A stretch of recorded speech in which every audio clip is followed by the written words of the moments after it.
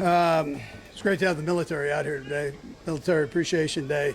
All they do for us, so we can do, including you guys, so you can do what you do along with us. So anyways, the guys that didn't practice today, Brady Stool, and he'll be out. Marquise will be out. Driscoll will be out.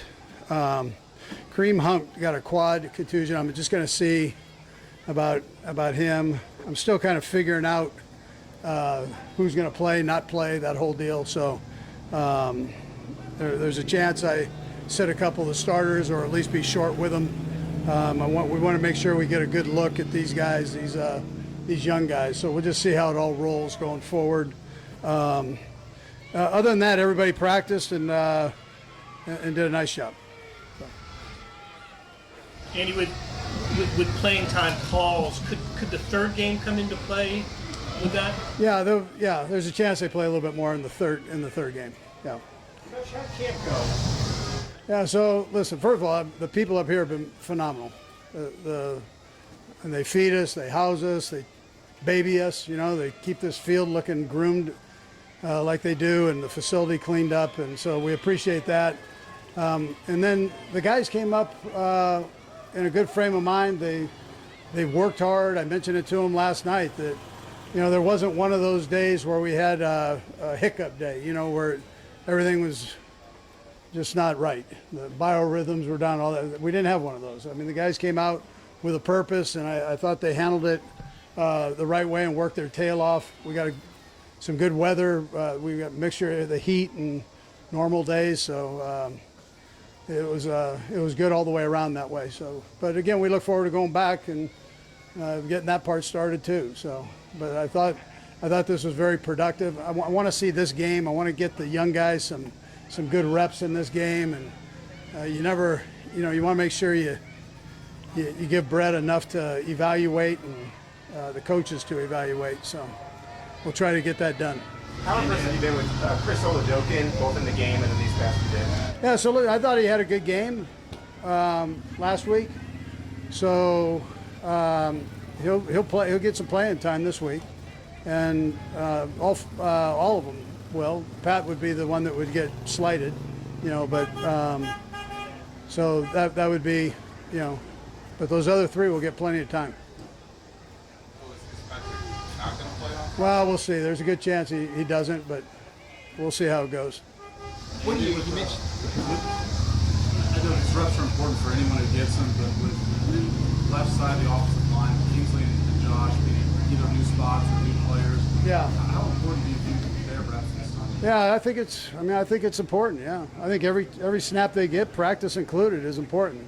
There's got to be a chemistry that they develop there, and that takes a little bit of time. So. So it's not just being able to block your guy. All the games involved and blitzes involved and communication. You gotta play with each other to know that. So yeah. Something made about Josh potentially giving away, but pass or run based on his sets. Is that something you guys talked about after that game? You always look at that. I mean, you look at it at every position, quarterback included. I mean, you want to make sure that you're not giving anything away, and that's a battle. And these guys, we train them that way so they can evaluate themselves too. And maybe one thing sets up another thing. So. Andy, you said previously that you met Taylor before she began dating Travis with the announcement of her being on, the Brothers podcast today, and obviously announcing the album. Any excitement? Any chance you'll get a chance to view podcast later today? No, but listen. I'm like really old, Nate. My grandkids will be all over it. So I'm happy for them. Yeah. Both of them, like each other, and that's what a plus that is.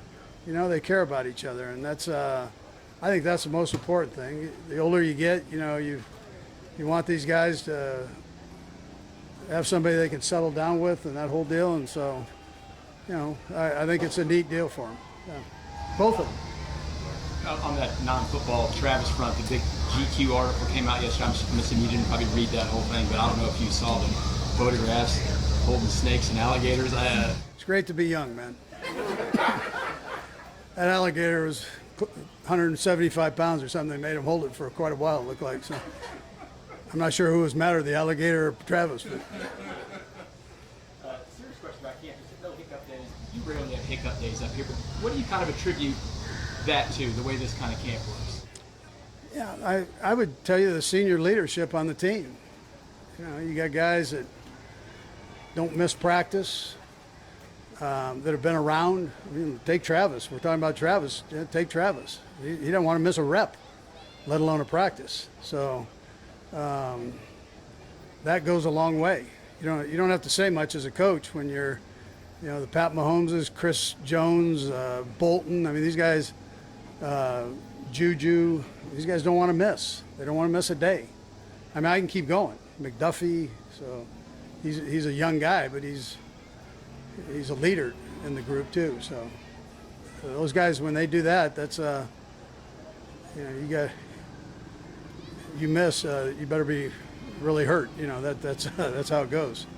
Andy, you talked about the military and giving back to those guys. How kind of cool is that? You guys get to do this every year at camp. Yeah, no, I think it's a neat thing. I had a chance to go to Afghanistan a few years back, quite a few years now, but just to see the camaraderie there. And I wish every 16-year-old had a chance to go over there and see that, how everybody works together. I mean, the flag means a lot. It's just, it's about America and keeping America right for all of us to do what we do here. And it's great to have a minute to appreciate him, Herbie included. So, right, Herbie was a big part of that. Okay, thanks. All right, good, thanks.